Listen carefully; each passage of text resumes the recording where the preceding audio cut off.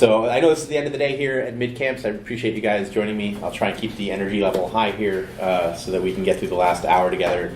Since it is a pretty small group, why don't we just go around and do introductions real quick and maybe give you a little bit of a sense of your interest in being here today for the talk, so I can address some of that while we're here. My name is Ben. I'm a grad student, and I'm really new into Drupal, but at the same time, I'm really interested in open source and those kind of community things. So I want to learn a little more about how everything can be together in Drupal. Okay. My name is Mauricio Dinarte. I am from Nicaragua, and in my country, open source, it's not big. Okay. It's not been embraced, so I want to learn how can I change that. Are you an end user of Drupal? Do you work for a Drupal agency? Are you a Drupal consultant? So I work for an agency called Agaric, it's in Boston. Okay. But we have offices in Germany, Boston, and in Nicaragua. Mm-hmm. I myself, I am a backend developer. Okay. Cool. My name is Alina. I am from the University of Iowa, College of Business, and we've been forced into Drupal, so to say, because our central IT office decided to go with Acquia, by the way, and they signed the contract, and so now we almost all of the colleges of the university have to use Drupal now. So we're partnering with central IT. We have 2 developers from there and 2 developers at the College of Business. We're working on our site. We have pretty aggressive timeline. We have to launch by June, Okay. but it's completely new technology to me, but I'm just fascinated by the community around Drupal and kind of very interested in that. Okay. Awesome. And I'm Chris Rooney with Digital Bridge Solutions. We're a Drupal agency in Chicago, Acquia partner, here because the session title was interesting and intriguing, and it might have been so interesting and intriguing that I might have come to it before because the title but it continues to be interesting and intriguing, so I'm here again. I promise it'll be even more exciting the second time. I'm Stephanie, and I'm here to take pictures. Cool. I pose. Mike? Mike Ryan, I'm a Drupal developer specializing in migration, and I was with Acquia until this Monday. Now I'm an independent consultant, and I sometimes run across people who don't quite get what's so great about open source, so always looking for better ways to express that. Awesome. I'm a little nervous to have Mike here. He's Drupal famous. He's being very humble.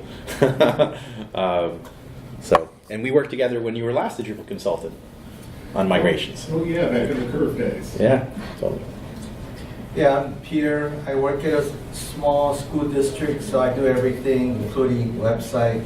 Well, I'm forced to do it, so after researching, I decided to go with Drupal. Okay. So I'm a beginner, and I kind of like this open source thing, as I spent the last couple of days with everybody here.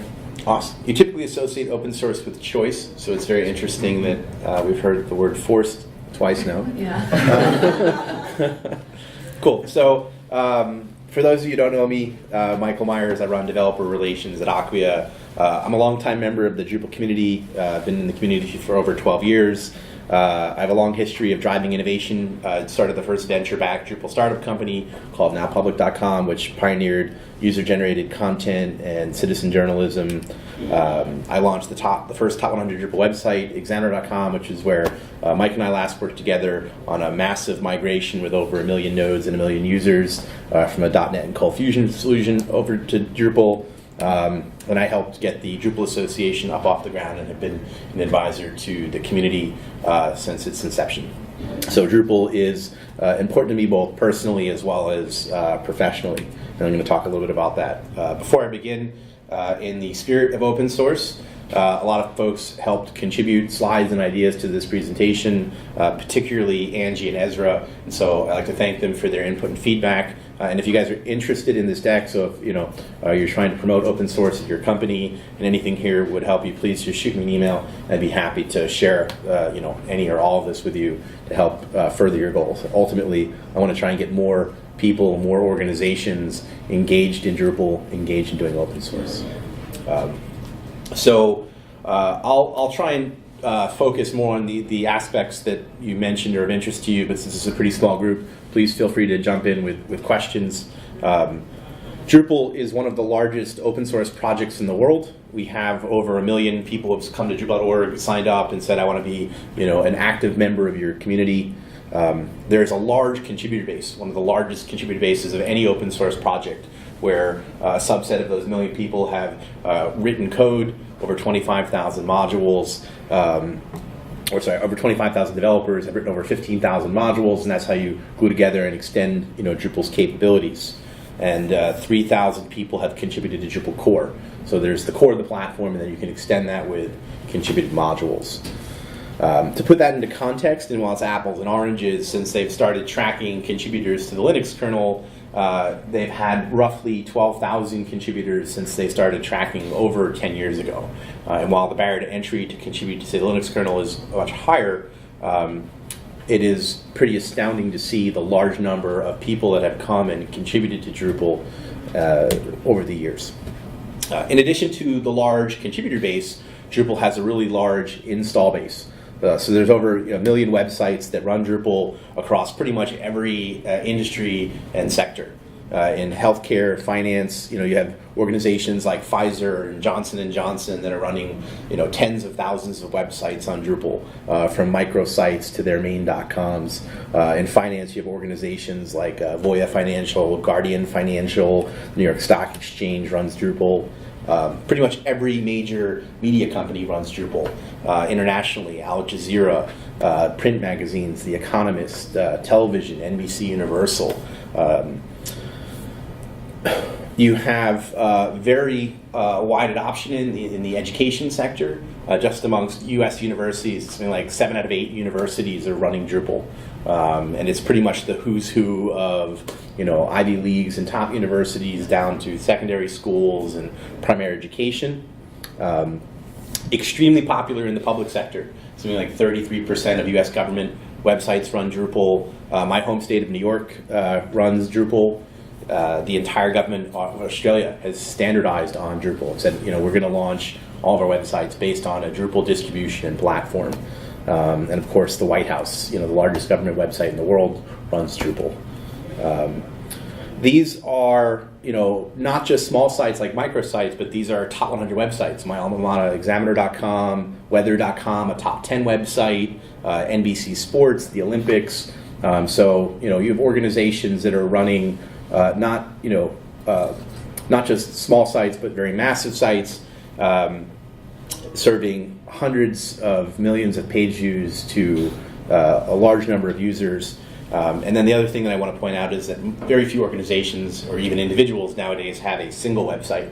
Typically you have many websites, or in the case of a lot of the organizations I talked about, you could have tens of thousands of websites. So it's pretty amazing to see Drupal scale from very small needs up to very extreme needs and serve a very diverse array of constituents. But as awesome as the install base of Drupal is, one of the things that I really want to drive home is that it's really the Drupal community that makes the software platform what it is. This is a quote from Dries, the founder of Drupal, and he said, it's really the Drupal community and not so much the software that makes the Drupal project what it is. So fostering the Drupal community is actually more important than just managing the code base. And so really, if there's one takeaway from today, it's that being part of the community is really what open source is about. It's not just about using the software. So with each new release of the platform, we have added some amazing new features and functionality, and this has really driven the growth and adoption of the platform. So new features, like back in the day, was things like RSS. In Drupal 8, it's things like configuration management and WYSIWYG editing. It's these features and functionality that drive users to use the platform, and then what we've seen is with each iteration of the platform, we have doubled our install base. Both the people that are downloading Drupal, as well as the people that are launching Drupal websites, as well as the people that are contributing to the Drupal platform itself. And so we are on track to do this with Drupal 8 as well. It's a very healthy, growing community. There are over 500 local meetups every month around the world. So no matter where you live, there's probably a Drupal meetup, if not multiple Drupal meetups in your city. I believe there's 2 meetups here, one in Evanston and one in Chicago. There are over 100 camps like the one that we're at today around the world. Some of them range in size from 1,500 people, like the ones we do in New York City and in San Francisco. Some of them can be as small as 100 people, but there is a very active volunteer-based community that comes together to create Drupal and make it what it is. And to give you a sense of the power of community, I thought I'd give you a quick example. In 2011, Google announced Google+.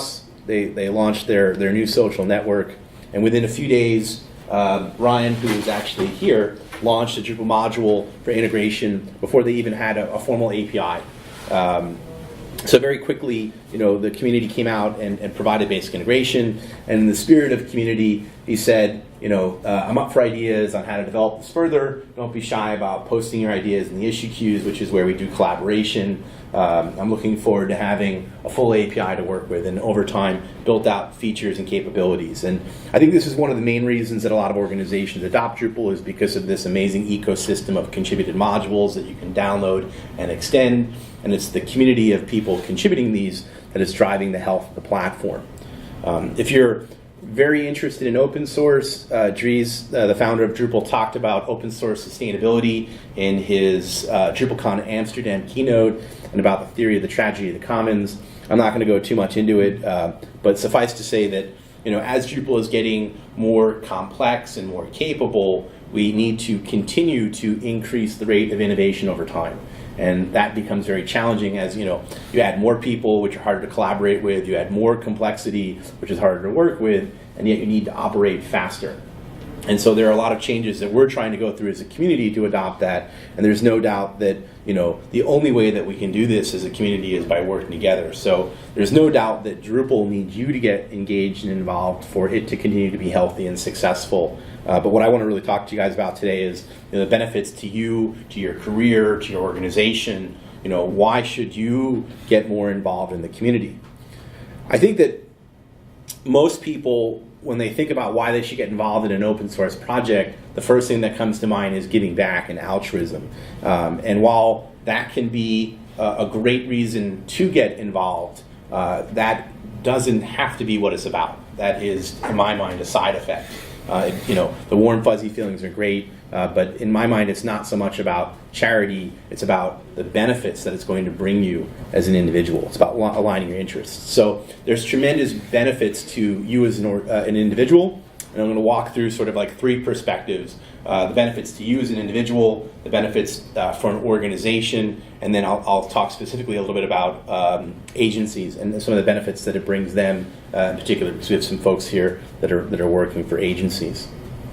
So as an individual, coming to a community event, getting more involved in the Drupal community gives you tremendous insight and awareness, right? As technologists, we need to solve problems. And in order to solve those problems, we need to be aware of what tools are available and at our disposal to piece together to meet those needs. So pretty much every time I come to a camp like today, I meet new people. I catch up with old friends. I learn about new innovations, interesting feature developments. It's basically a great way to keep an ear to the ground, build your social network, and get a sense of what's going on in the community. And invariably, I may not be able to immediately put these ideas into action, but I may run into a client of Acquia's or a partner of Acquia.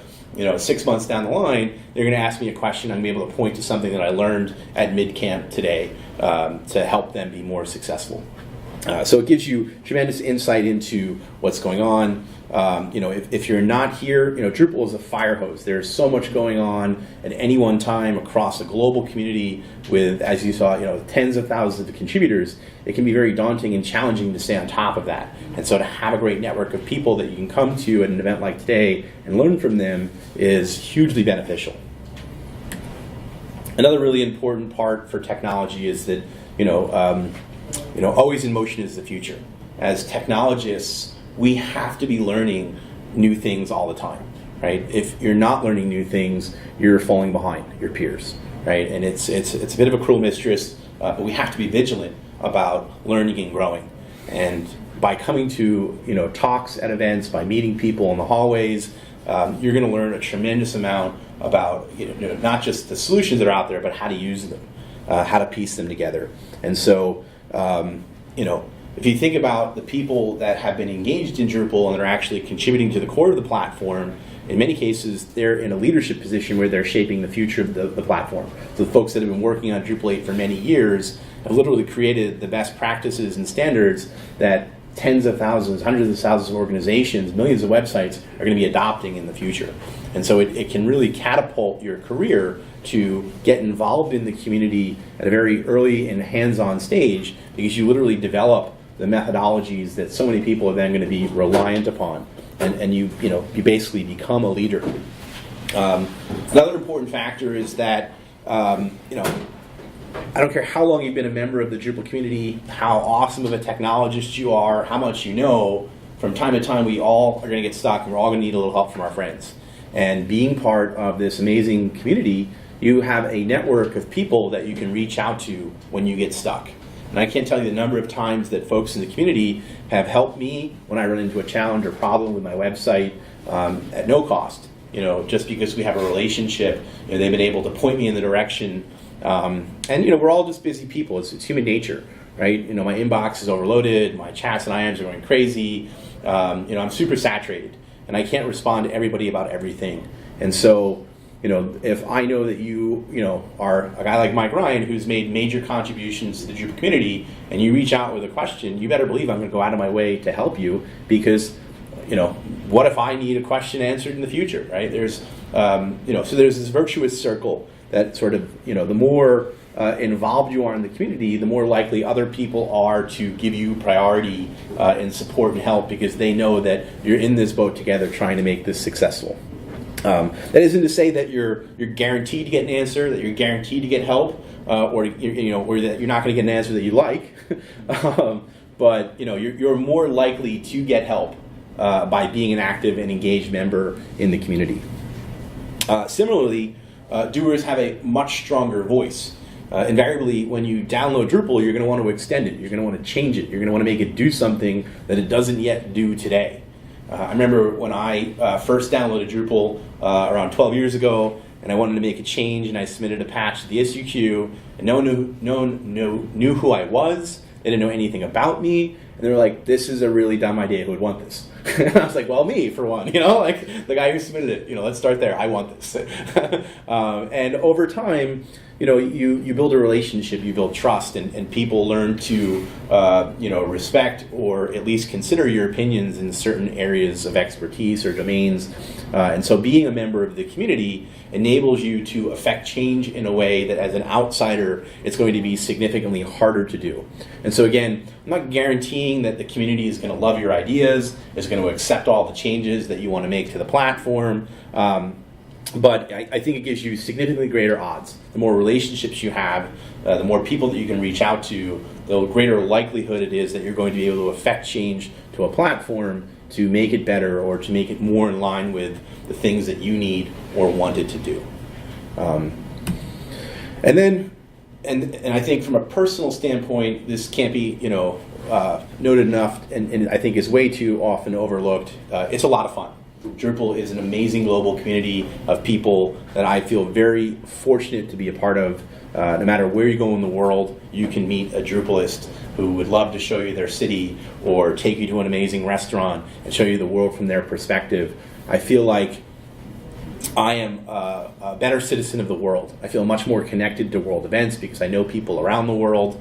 Dare I say, it's made me a bit of a better person. It's certainly helped grow my career and giving me a network of folks that I can reach out to. But I like the fact that we are also building a platform. So I do a lot of work in the New York City startup scene, and I constantly meet young entrepreneurs who are saying, "Oh, look at this amazing thing that I'm doing, that's going to change the world," or I'm building out this site for this nonprofit. And I think about the work that we do in the Drupal community, and what I talked about earlier, the fact that 33% of government organizations are using Drupal. The fact that I've helped the White House move towards open source. Just being part of this community, the impact that you can have globally on education, on non-for-profits, or even for-profit corporations is astounding. And I think that's pretty amazing. There are few software platforms or things that you can do in your life that can sort of reverberate and have that kind of impact. So I've touched on a handful of benefits for individuals, learning, growing, building your network, getting insight into your career. A lot of people want to know, what about the business benefits? Why is it that, my agency, why is it that, I as an end user of Drupal should care about open source? Well, first and foremost, I would hope that you would want your employees to grow, to learn, to benefit themselves in the ways that we just talked about. Because great employees want to work at organizations that foster their growth and education. So it's in your best interest to enable them to participate in these communities. But there's also tremendous business benefit. And I walk you through a cheeky story I call A Tale of Two Enterprises, where I'll give you some theoretical scenarios and talk through some, here's as a business what you're going to go through, and then relate that to some very practical real-world examples that have actually happened in the Drupal community to try and concretely tie that together for you and give you a real-world scenario. The two characters in this story, the first is DIY Corp. This is the do-it-yourself company. And they're your traditional software company that's out there, and they feel like they need to build everything bespoke from the ground up. And their motto is, reinventing the wheel since pretty much forever. And their headquarters is next to the waterfall. On the other hand, we have Collab Inc., right? They're huge into collaboration and community. And their company motto is, of course, there's a module for that. And their corporate headquarters is in a rainforest somewhere near a lot of trees. So, as I mentioned earlier, you're going to download Drupal, you're going to want to do something with it, you're going to want to make changes to the platform. Let's look at, theoretically or conceptually, the approach that these two organizations might traditionally take to this problem. If you're a DIY Corp, the first thing you're going to do when you have a problem is probably write code. And, if you haven't been part of the open source world, if you've never done open source before, this probably seems like the most logical place to start, because open source can be a little counterintuitive. You have a problem, you want to solve it and fix it. So you're going to jump in, you write code.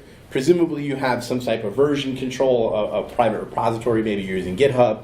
Wherever you're storing your code, the problem is that you're on an island, right? You are limited by the resources that you have to solve your problem. When you solve that problem, you basically have no one to turn to if you get into any challenges.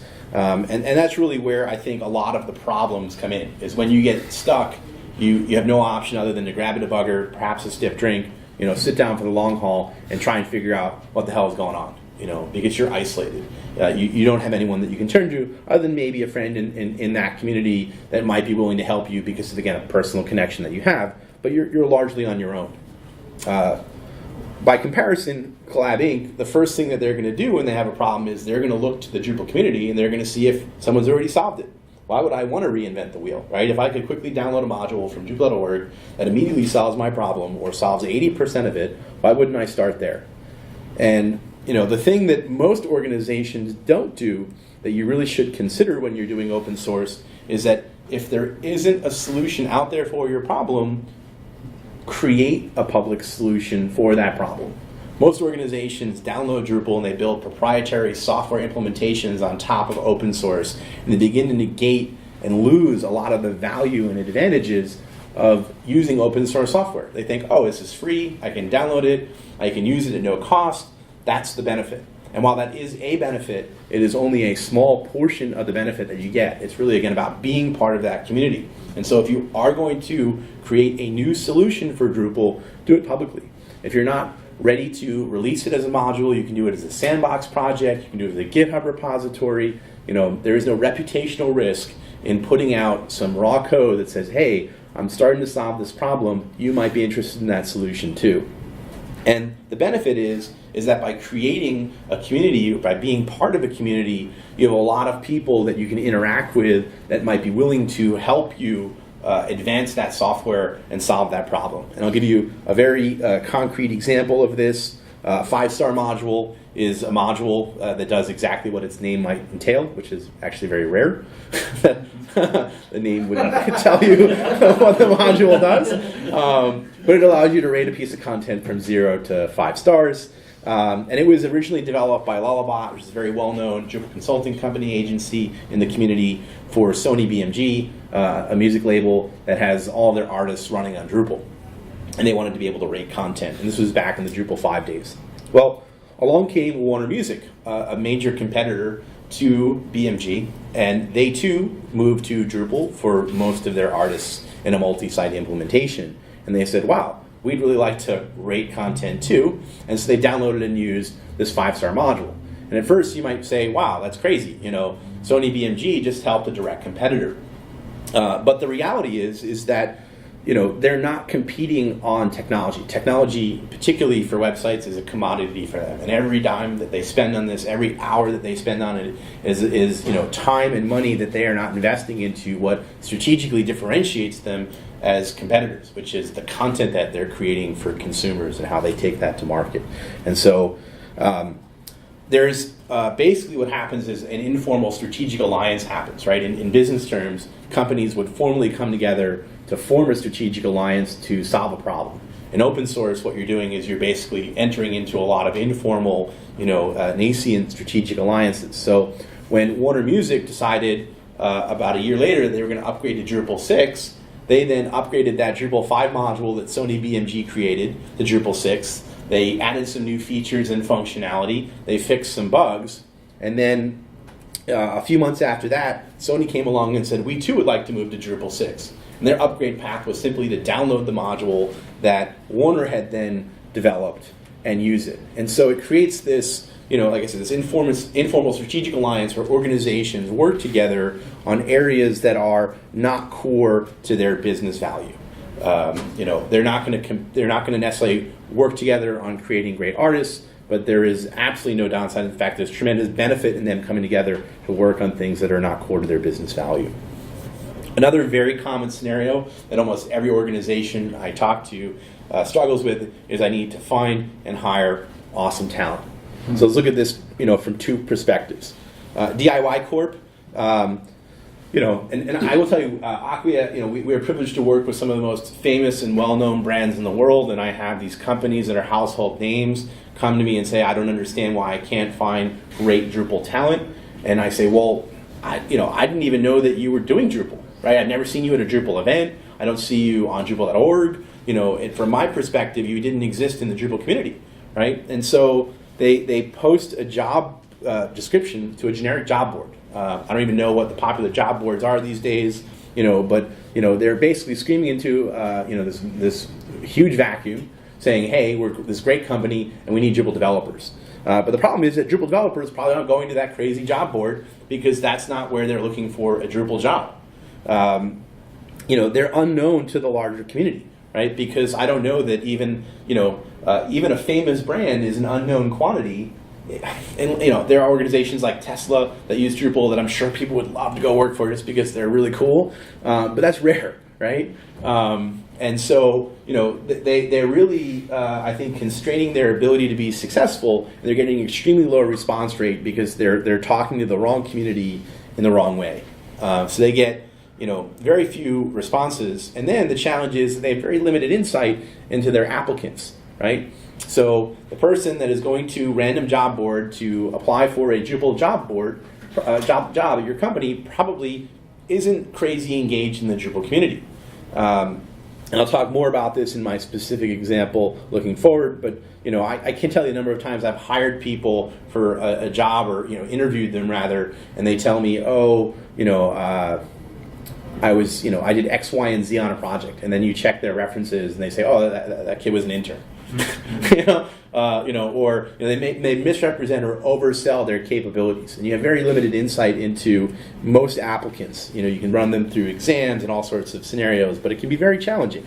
And then I think that they're providing a huge disincentive. They're not attracting top talent because they are a proprietary software company. We talked about earlier about the many benefits and advantages to you as an individual.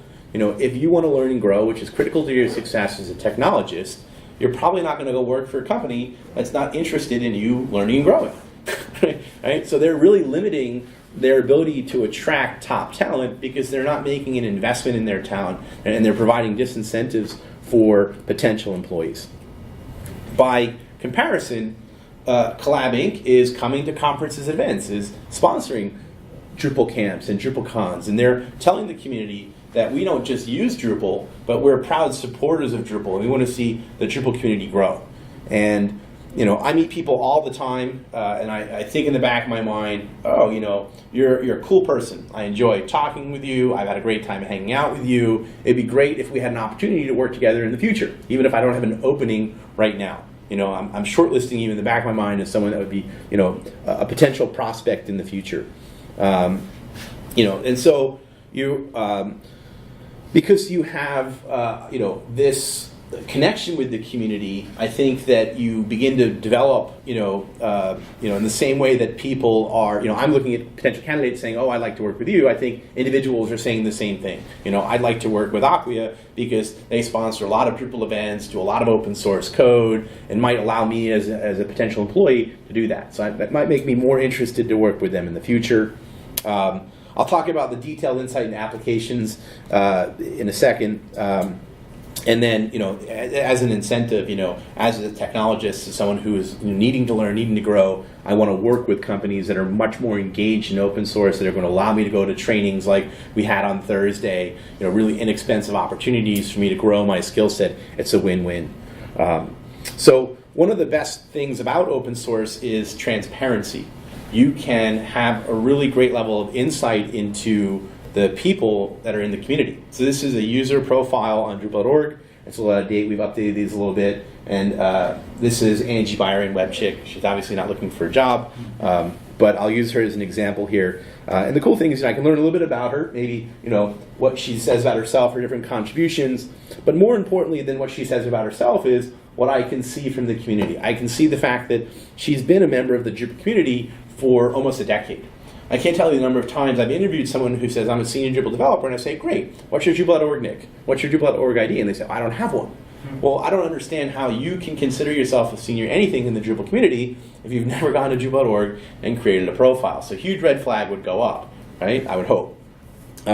More importantly than time spent, I can see how Angie has spent that time. I can see that she is a prolific contributor to documentation, which makes her very attractive in my mind as a potential developer, because she takes the extra effort not just to write great code, but she's actually documenting, which is going to help my entire employee base work on that. And this is something that's been hugely effective for me, is looking at where people have contributed to Drupal.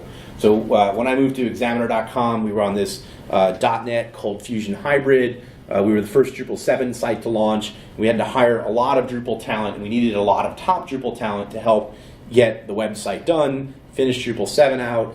We launched 6-7 months before the release of the platform. We're working on it well over a year and a half before the release. And what I did is I went and I looked at people that were contributing in Drupal to specific projects. Oh, you're someone who's contributed to the media module. Well, would you like to come work for me full-time, and I will allow you to open source 90% of what you create and be a really engaged member of the Drupal community? And 9 times out of 10, they said, hell yeah. I'm doing this in my personal time, or my employer barely gives me any time to do this. And so by aligning, the interests of the people that I was trying to hire with my corporate interests, I was able to amass a very large number of the top 100 contributors to the platform to come work for my organization. People that ordinarily, weren't even looking for jobs were very inclined and interested in coming to work for my organization. Now I understand that, especially agencies, it's not always, you're not always in control of what your clients want to do. You can't open source everything. But again, the more active and engaged you are in the community, the more likely people are going to want to come work for you. And you can see exactly where people are contributing. You can look at the code that they've created for the platform, and you can make an objective assessment. I can see the commits you've made. I can see how you interact in the community. I can see how you treat other people. What your tone is, how you represent yourself publicly, and the kind of contributions that you make. And I think that gives you a really great sense. And then you can do reference checks. Rather than asking you, hey, who do you want me to reach out to? Well, I can see, you're a contributor to this module. Well, I happen to know the maintainer of the module because I met them at MidCamp. And so I can call them up and I can say, hey, you know what? I'm, confidentially between you and I'm interviewing this person, and I see that you've interacted with them a lot. I'd like to do an unsolicited reference check. I'd like to see what you think of them. And you get a much better sense of people by triangulating it from that direction than you typically do in checking the references that they're going to give you. But I will say, no matter how awesome of a developer you are, no matter how great of a contributor you are to the Drupal community, it doesn't necessarily make you the right fit for an organizational environment or a great team player. And so, you definitely do need to do some diligence on people. And while the community is filled with amazing people, you are looking for the right cultural fit for your organization. And there's only so much that code and online checks can do. You certainly need to do your standard reference checks and meet and talk to people. So, Drupal, a lot more than software. It's really a global community of people and organizations that come together, and it's about coming up with a common set of methodologies, modules, and how you pull them together, these best practices, and it's about working together, in the community as part of the community with these best practices and methodologies that are what is going to make you truly successful with open source. If you are willing to be more open about your approach, is where you're going to see more of the long-term cost savings, the benefits for your organization than simply downloading it. And the organizations that we work with that are, remarkably dropping their costs and expediting their time to market, this is how they're doing it. They are being much more open. They're forming these, informal strategic alliances. They're willing to commit a lot more code and resources to the community because they have, been able to determine that, owning code privately is not a benefit to them. In fact, the real benefit is not owning the code, is, being part of a community and collaborating with a large group. So, for agencies, I know a handful of you guys are from agencies. I want to talk a little bit about that real quick. Acquia has 2,000 partners, and one of the key differentiators that you can have as a digital agency is differentiating yourself from the competition. And as a client, someone who's hired agencies, I can tell you, if the budget is the same, and the availability is the same or within reason, and I have a choice between an agency that is meaningfully contributing to and driving a platform forward, or someone who is seen as merely an implementer of Drupal, you're going to choose the strategic relationship, the contributor to Drupal every time. They're going to have that insight, that awareness, the problem solving, the capabilities, the meaningful depth that I want and need. In fact, I'm willing to pay a lot more for that in most cases than I am for someone who can simply implement with Drupal, because if I'm solving a challenging problem or I think I'm going to get stuck, I have a pretty good safe bet that you're going to be able to get me out of that problem faster, quicker, and cheaper in the long run anyway. It's an investment that we see will help you win. So there are many Drupal agencies, FFW, Chapter 3, Phase 2, that have sponsored full-time core contributors. Alex Pott at Chapter 3, Jonathan Hedstrom at Phase 2, Jesus and the Consult team over at FFW.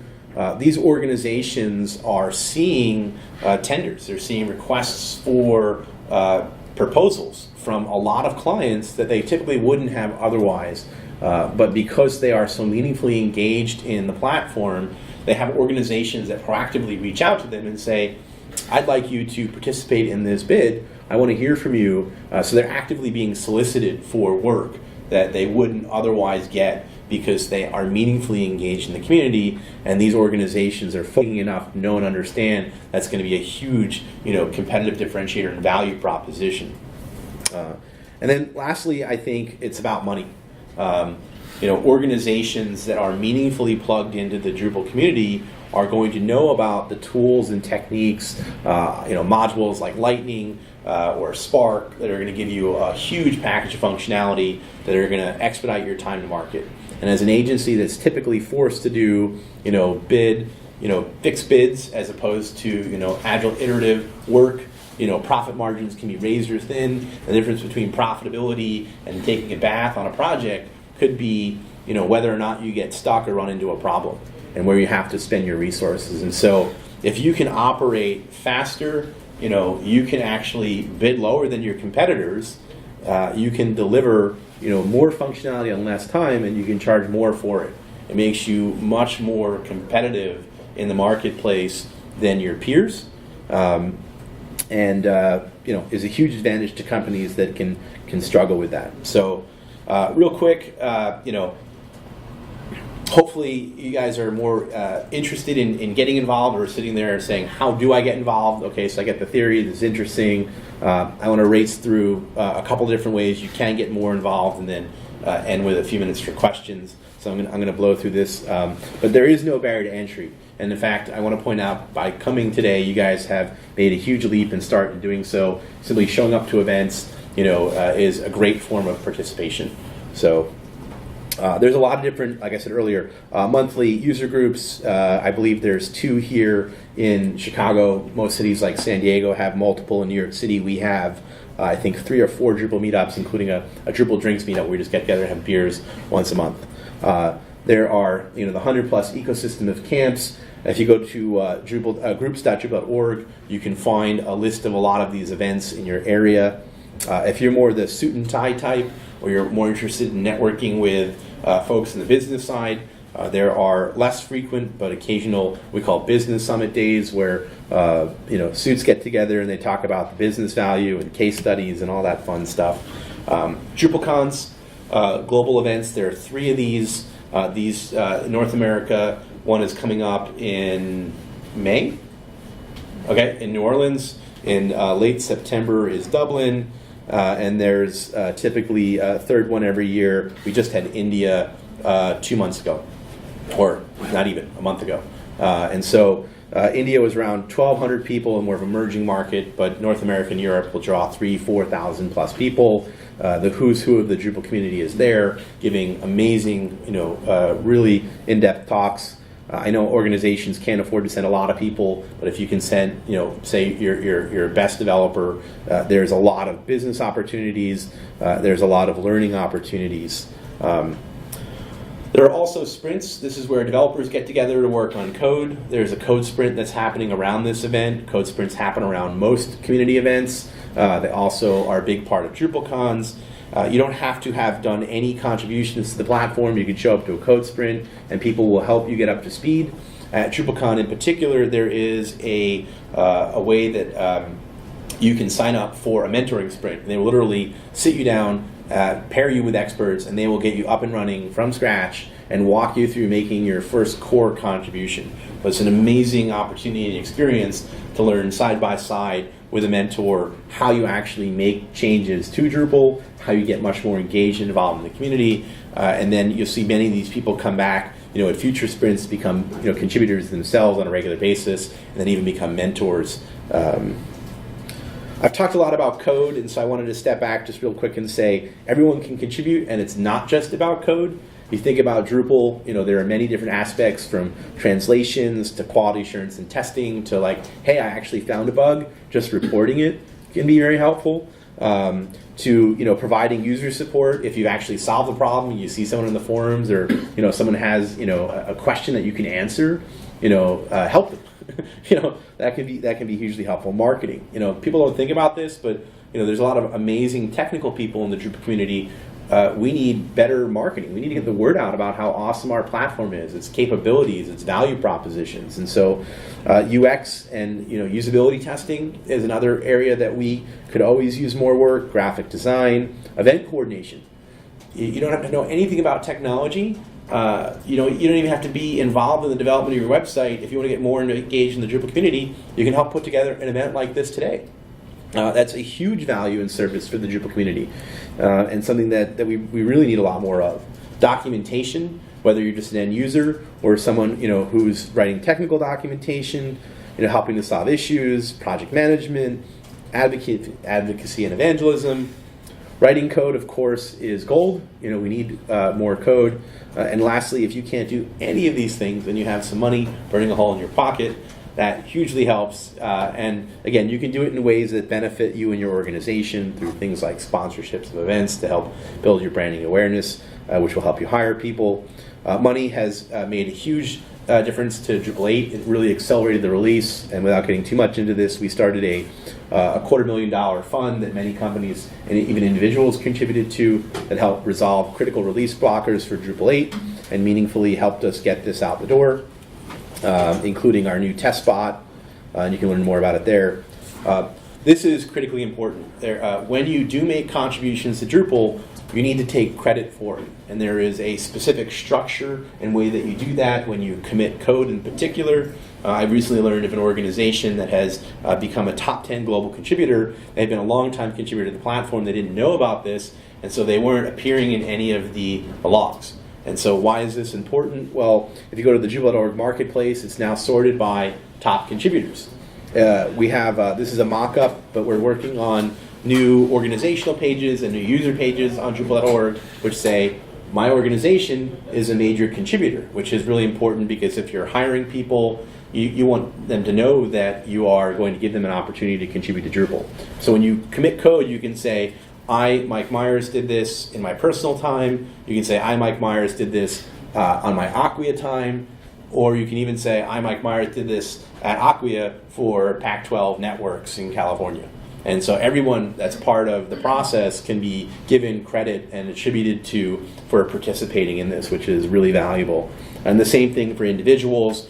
We're going to even do a better job of promoting where and how people are contributing to raise your profile in the community and help folks find you. If you want to learn more about contributing, there's a couple of resources I want to point to real quick. Drupal.org/contribute is a great place for you to get started. They have a whole set of ideas and tasks simply for new contributors. So again, you can come from zero, not having ever contributed before. You don't have to come to events. I understand not everybody loves coming to events like this. You can go online to Drupal.org. There are forums. You can go to places like Stack Overflow and Quora, as well as third-party communities. The IRC is a phenomenal way to interact with and chat with the community online.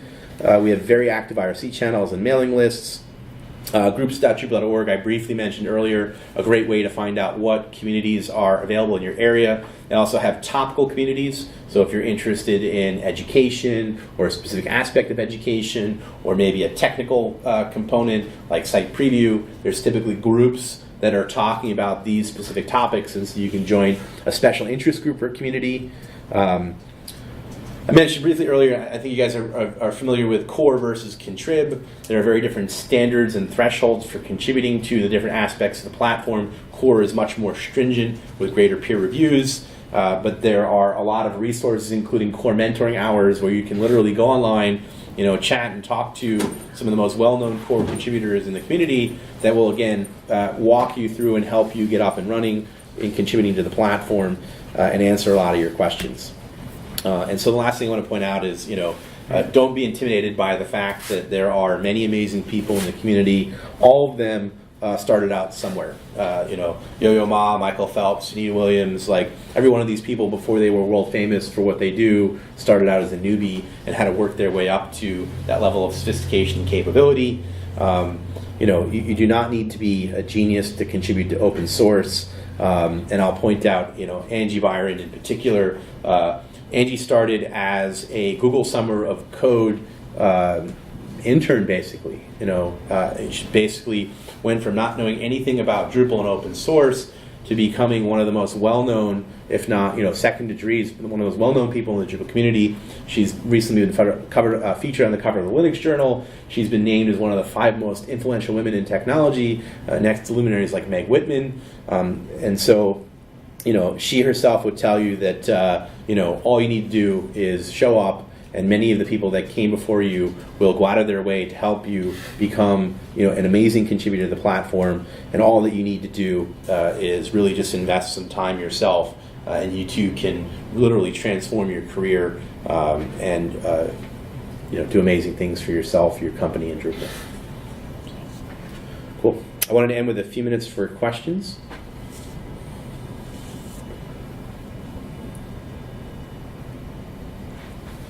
If you don't have questions, I'm going to start asking them. So,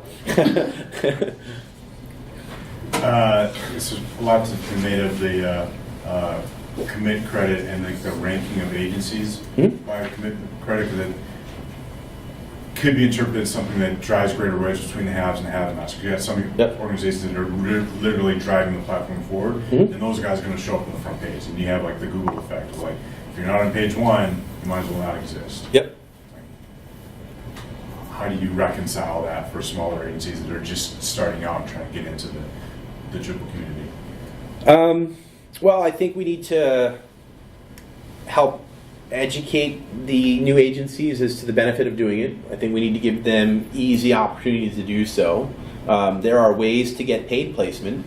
So there's traditional advertising and promotion. So it's not like we're cutting you out. We're saying we're going to give a lot more free promotion to the organizations that are meaningfully driving the platform, and try and help more organizations get engaged to be that meaningful contributor, understand the value of the business. But it can be very challenging. Running an agency. I've run an agency. It can it is hard work. And there's a lot of pressures, and it can be very challenging to allocate hours to do that. I know a lot of agencies struggle with doing it. I would like to see more agencies do it, though. I mean, I think if you look at most Drupal agencies, the minority, very few have a full-time core contributor, and yet we know that there is huge business potential and impact in doing that. So Dries has tried to outline the economics in a blog post. One of the reasons I put together this talk was to try and encourage agencies to get more involved. So I don't know. I want to be sensitive to the fact that we don't want to alienate people, but we need to provide incentives and structures to encourage organizations to get more engaged and involved at the same time. So we're not hiding your ability to participate, and you can still promote your participation. But we're definitely trying to highlight and promote the organizations that are contributing more than not. Or if I'm a job seeker and I'm a real hotshot and everyone wants to hire me, and I go to your website and you say, well, we contribute to Drupal core, I say, okay, I'll go check out, and they're not on the first page, but they've made 100 commits in the last 2 years. Yep. In other words, it's not going to help you advertise yourself to me if you're not on the first page. But if I'm actively considering your agency, the information is there, and I can see what your level of contribution is. It's a really good point. By the way, I really am a hotshot. Just so you know. And are you really looking for? No. Oh, because I know a lot of people. There's a lot of value contributing beyond being on the first page. So, in my case, I am the Drupal Nicaraguan community lead. Mm-hmm. So I do a lot of, like person-to-person interactions. Yep. We organize the global training days every 3 months or so. Mm-hmm. But the way that I see it now is that I am targeting individuals and not necessarily companies or, as I said before, the government. Yep. So what would you recommend would be an approach like to come to, even a state or a country at large, how to sell Drupal to those people, to organizations instead of people? Mm-hmm. I think you need both approaches. So targeting people is a really smart approach because it's typically the individuals at these organizations that are super passionate about it and want to get their organizations more engaged and involved. And so that could be your solution, is leveraging the people and the contacts that you have to get introductions into those organizations.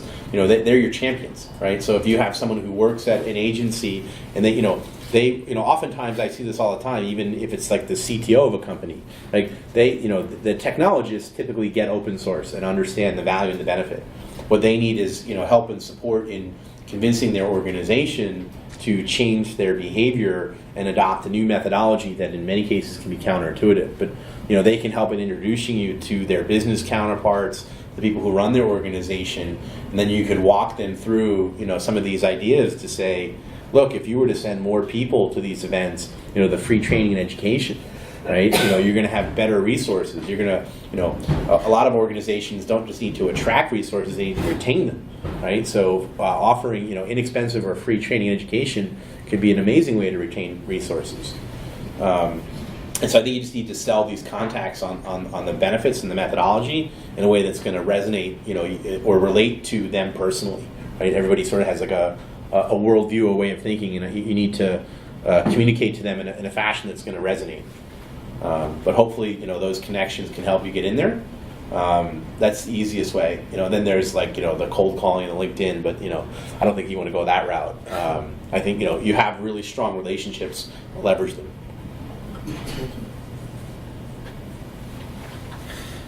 I think this question is probably more about the open source like community and all the in comparison to the proprietarial because the example giving about the DIY co-op and the co-op co-op, and then you give out the real life example about Sony and Warner because they're not actually compete on the technology part, so so the cooperation on the module, the Fivestar module, actually it's like a benefit for both sides. But what if like two companies they're competitive and they compete on the code, on this exactly the level of the code level? I can't think of an example. Yep. I mean, web technology is largely a commodity, right? That's the idea of like open source. That's where the open source come from.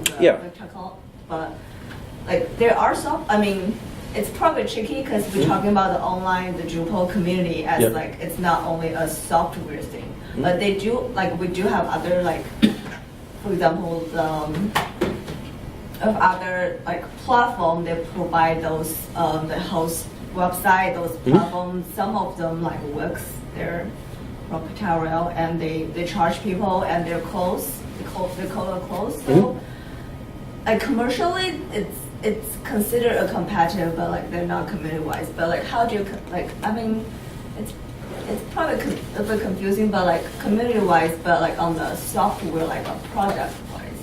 You mean like, I'm not sure I understand the question, like Adobe versus Drupal or like?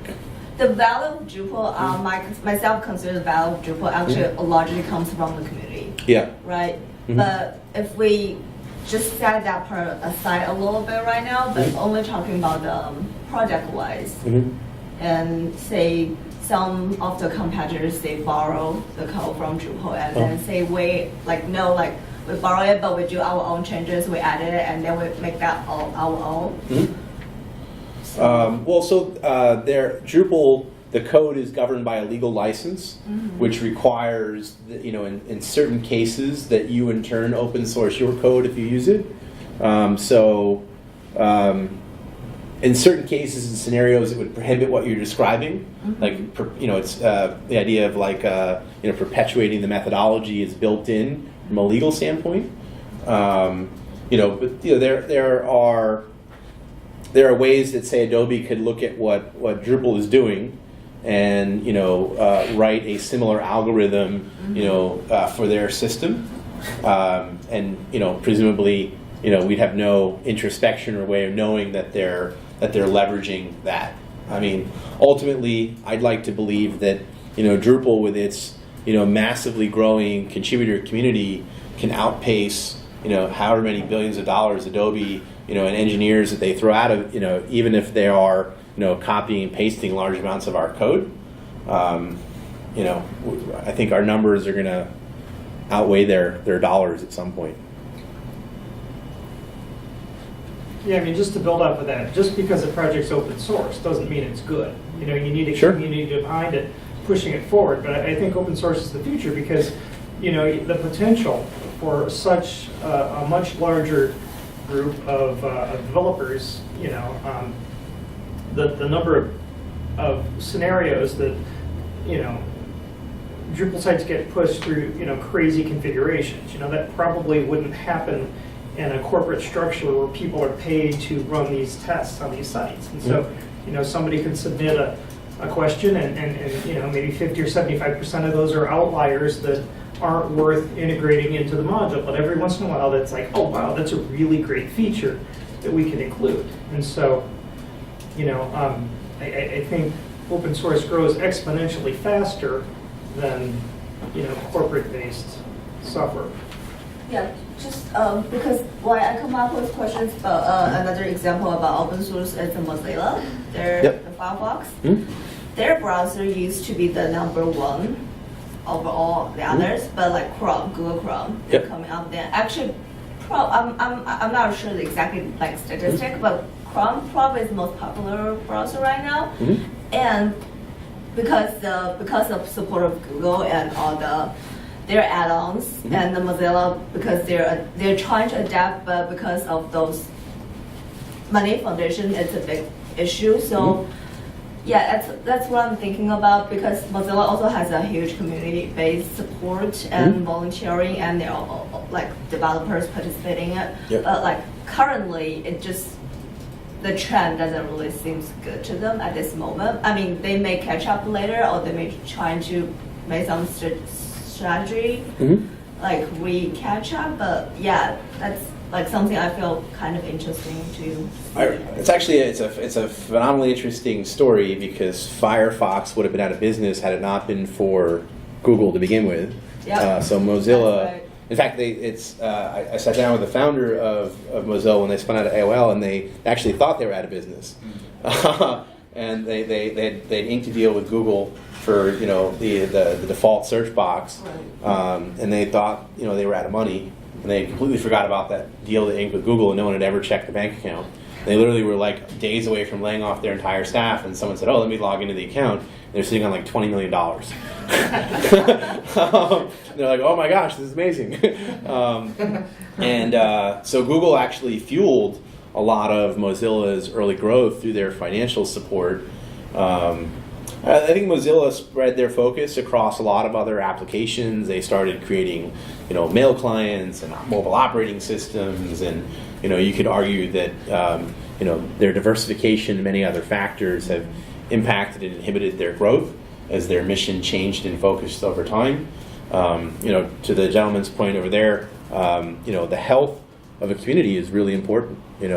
And that's why it's critically important that we get more people engaged in Drupal, that we bring in new ideas from other communities, that we stay vigilant about trying to make Drupal better, because just because you're open source doesn't mean that you're good or that you're going to last very long. You need to continue to innovate and drive new ideas, and on a regular cadence, or the world is going to move on. And there have been instances, Drupal has had its hiccups over the years, and there's, forks and spoons of Drupal that have tried to be successful. But ultimately, I think it comes back to, the vibrancy of the Drupal community itself that is continuing to perpetuate and drive it, which is why, to Dries' quote, the most critical thing we can do is to invest in, the health and growth of our community, because without that, we don't have software. Cool. One more? What can you recommend to engage more content editors, to participate in Drupal community? Because I feel like, the actually users, of the Drupal website, they feel like they cannot really be a part of the community because it's more focused on developers. Yeah. Like, for example, if you compare WordCamp with Drupal Camp. In WordCamp, you see many more, the actual content creators and marketers and project, managers maybe. And Drupal Camp is more focused around developers. That's a really good point. Great question. There are actually more end users of Drupal and site builders of Drupal outnumber developers of Drupal more than 10 to 1. So it's actually a much bigger community. And one of Drupal's core strengths is the fact that as an end user, you can do a lot, or as a site builder, one of Drupal's real strengths is that you don't need to be a coder, you don't need to be a developer. You can point and click together, really complex and sophisticated functionality. So I think you're right. I think that, events like this need to have a track, dedicated to site builders and end users, and we need to, be much more. We need to be much more willing to and proactive in our desire to engage with them, because we're really alienating and neglecting what is the majority of the market and users. So I think that as sponsors of events like this, we need to reach out to the event organizers and help shape what these events are, and say, we'd like you to include more sessions and talks, and even maybe a dedicated track on site builders. But I think that the community organizers of events like this need to hear from folks like yourself as well. We sort of, your problem. You need to kind of tackle it from every angle. If Yeah. they need to hear it from a lot of different sides and people to say, wow, okay, we're getting a lot of requests to do this. Next time we do MidCamp, we're going to have a track just for that. I think we could learn a lot from the WordPress community and other open source communities. And I think we need to get outside of the Drupal bubble and look to other communities and say, what can we do better? How can we do things better? And that's probably one of the biggest areas that we can improve for camps like this. So you have my support. I think it's a great idea. Cool. All right, we're out of time. They're going to do the closing session upstairs. Thank you so much for coming to MidCamp and to my talk.